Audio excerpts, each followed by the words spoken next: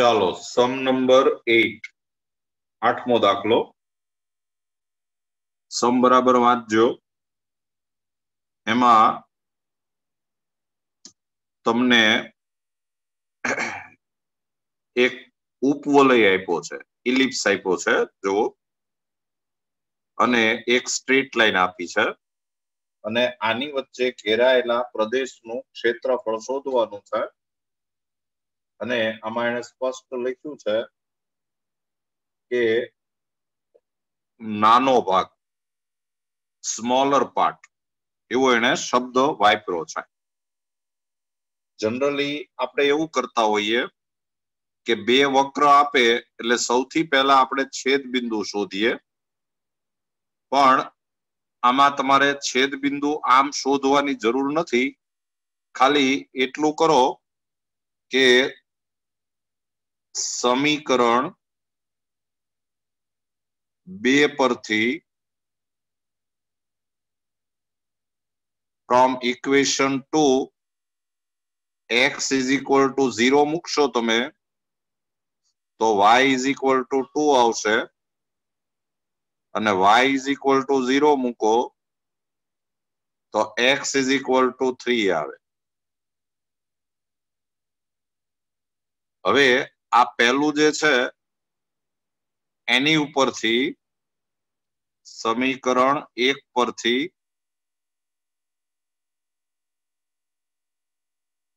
તમને આટલી ખબર પડે કે એમાં a square is equal to 9 કહેવાય b square is equal to 4 કહેવાય એટલે a is equal to 3 કહેવાય b is equal to 2 કહેવાય અને એમાં a greater than b થયું એટલે આની આકૃતિ જે છે ઉપવલય ઇલિપ્સ એની આકૃતિ આમ આવશે આ આડો ઉપવલય છે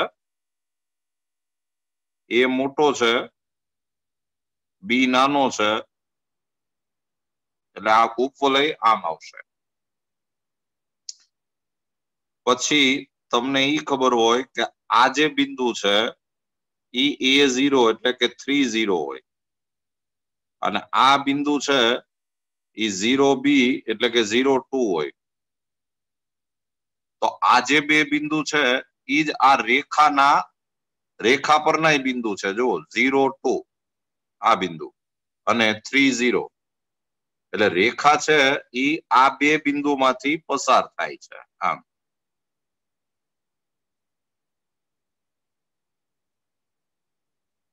અને હવે આ રેખા અને આ ઉપવલય ઇલિપ્સ એની વચ્ચે ઘેરાયેલો ભાગ I કહેવાય અને આ આખોય કહેવાય પણ તમને એને એમ કીધું છે કે એનો નાનો ભાગ સ્મોલર પાર્ટ એટલે તમારે આ શોધવાનો છે આ ભાગ આપણે શોધવાનો છે આકૃતિ બરાબર જોઈ લ્યો આમાં રેફરન્સ તરીકે આપણે x અક્ષ લેવાના છીએ એટલે આ જે રેખા છે ઈ x is equal to 0 કહેવાય આ રેખા છે ઈ x is equal to 3 કહેવાય અને રેફરન્સ તરીકે આપણે x અક્ષ લેવાના છીએ એટલે સૂત્રમાં y dx આવવાનું છે એટલે આપણે બેયમાં y ને સૂત્રનો કર્તા બનાવી રાખવો પડે તમે આમાં જો y ને સૂત્રનો કર્તા બનાવો તો આમ થશે કે y square by 4 is equal to 1 minus x square by 9 and therefore y square is equal to 4 by 9 into 9 minus x square and therefore y is equal to plus or minus 2 upon 3 under root 9 minus x square.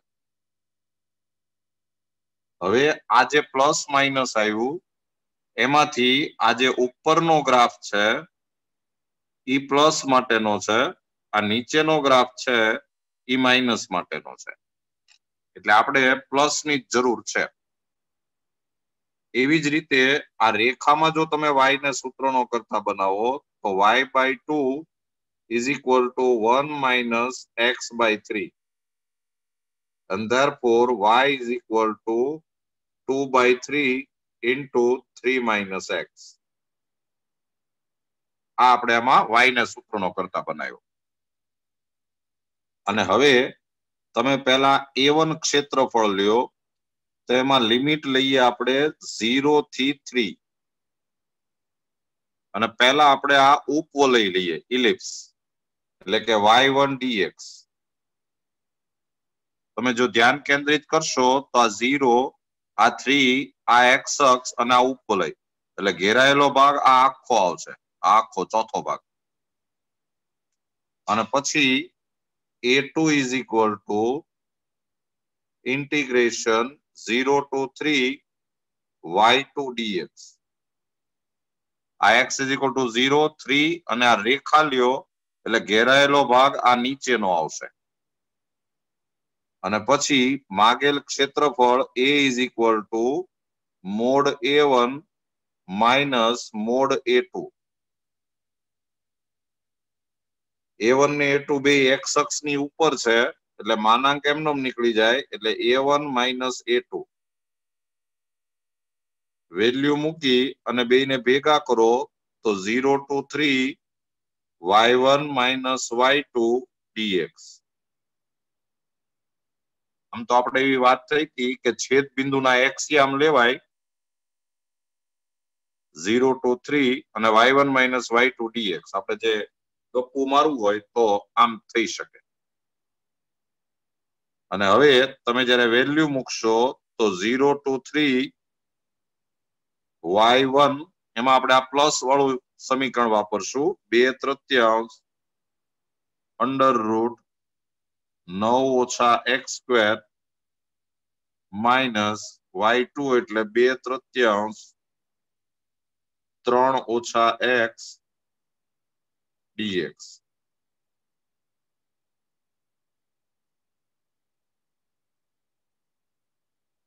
આપણે સૂત્ર સુધી પહોંચી ગયા છીએ. હવે આપણે ફક્ત આનું સંકલન કરી અને સાદું રૂપ આપવાનું છે.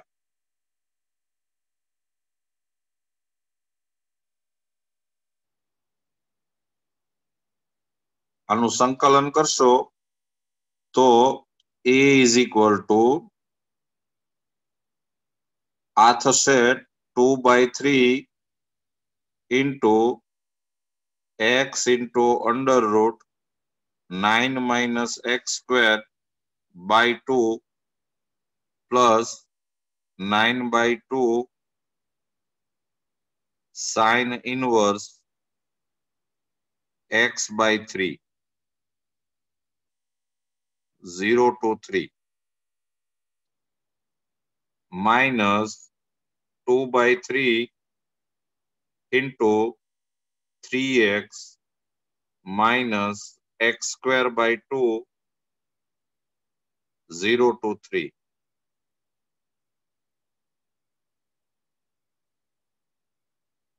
શાંતિથી વેલ્યુ મૂકીએ આપણે તો 2/3 into પહેલા આપણે 3 મૂકશું. 3 મૂકશો એટલે આનો આન્સર 0 આવશે પ્લસ 9/2 આ સાઇન ઇનવર્સ 1 એટલે π/2 થાય. પછી માઇનસ 0 મૂકો એટલે આ 0 થાય પ્લસ આ પણ 0 થાય. પછી માઇનસ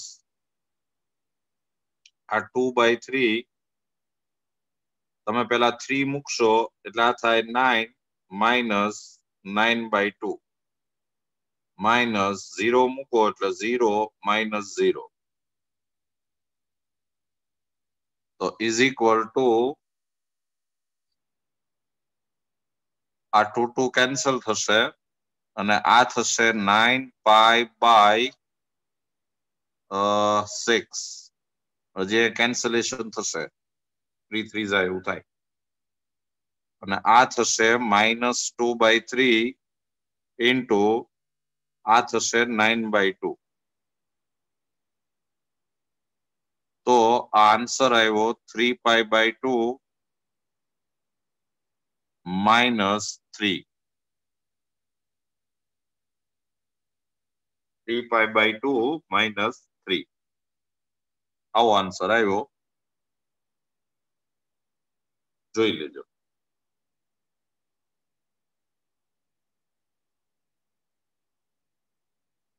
બાકી આ જ સમ છે ઈ જો તમને MCQ માં પૂછે તો તમે સૌથી પહેલા આ ઉપવલયનું ક્ષેત્રફળ, ઉપવલયના ક્ષેત્રફળ માટે મેં ફોર્મ્યુલા આપ્યું πAB, અને આ આખું એટલે એનો ચોથો ભાગ થાય છે. ઉપવલયનું આપણે સૂત્ર આપ્યું, આ આખા ઉપવલયનું ક્ષેત્રફળ શોધવું હોય તો πAB, અને એમાં આટલું એટલે એનો ચોથો ભાગ થયો. અને આ જે છે ને એ રાઈટ એંગલ ટ્રાયેંગલ થયો, કાટકોણ ત્રિકોણ. એમાં 1/2 પાયો ગુણ્યા વેધ, બેઝ ઇન્ટુ એટીટ્યુડ. એટલે ક્ષેત્રફળ જે છે એ πAB/4 માઇનસ 1/2, આનો બેઝ થશે 3 અને વેધ થશે 2. તો પાઈ A એટલે આપણે 3 હતું, B એટલે 2 હતું, /4 -3.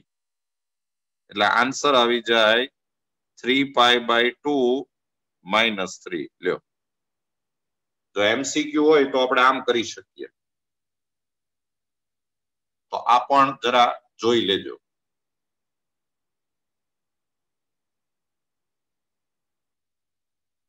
ચાલો, સમ નંબર 9. બે સમ સરખા જ છે.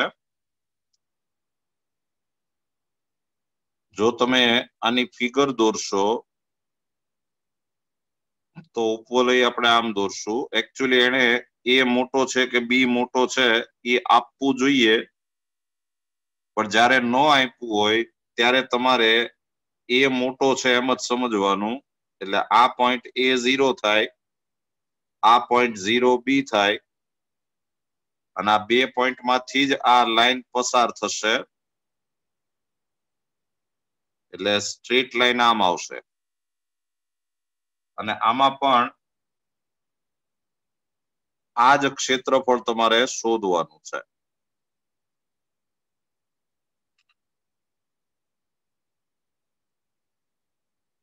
તમે y ને સૂત્રનો કરતા બનાવશો તો સમીકરણ 1 પરથી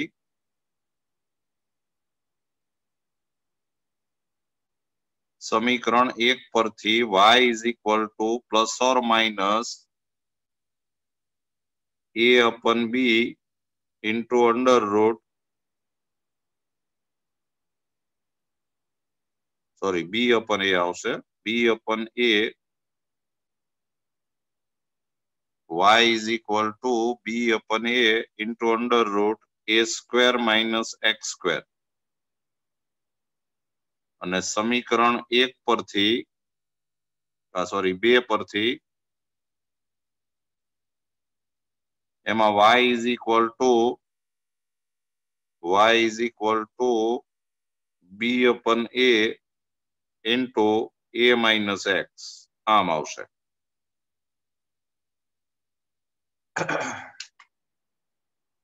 આ જે રેખા છે એ x is equal to 0 કહેવાય.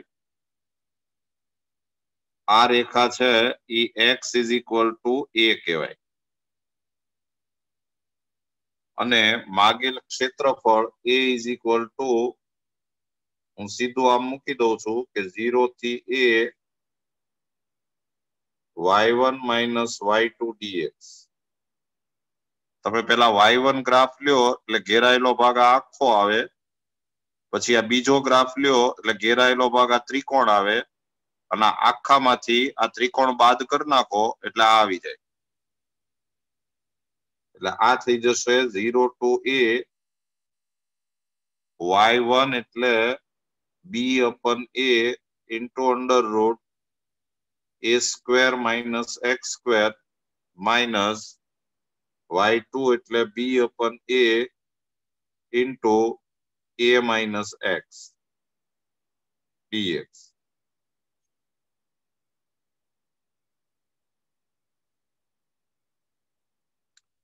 અને હવે ઇન્ટિગ્રેશન કરો તો b upon a into x into under root a square minus x square by 2 plus a square by 2 sin inverse x upon a 0 to a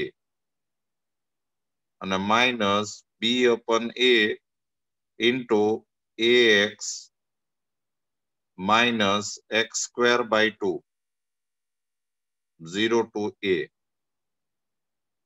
value મૂકશો તો b upon a into તમે જ્યારે a મૂકશો એટલે આનો answer 0 આવશે plus a square by 2 આ sin inverse 1 એટલે pi by 2 થાય અને 0 મૂકશો ત્યારે બધું 0 થઈ જાય છે એટલે એ આપણે મૂકતા નથી પછી માઈનસ આ b upon a into આમાં a મૂકશો એટલે a square minus a square by 2 0 મૂકો એટલે બધું 0 થાય તો આન્સર આવી જશે આ a કેન્સલ થશે એટલે pi ab by 4 minus b upon a into a square by 2 એટલે આન્સર આવ્યો pi ab by 4 minus આ a કેન્સલ એટલે ab by 2 લ્યો આન્સર અને તમે જો એમસીક્યુ ની રીતે કરો તો આખા ઉપવલયનું ક્ષેત્રફળ પાઈ ab થાય અને આ એનો ચોથો ભાગ થયો એટલે પાઈ ab ભાગ્યા 4 અને આ ત્રિકોણનું ક્ષેત્રફળ એટલે 1/2 પાયો ગુણ્યા વેધ આટલું અંતર a હોય આ અંતર b છે એટલે ab ભાગ્યા 2 સીધું થઈ જાય જોઈ લેજો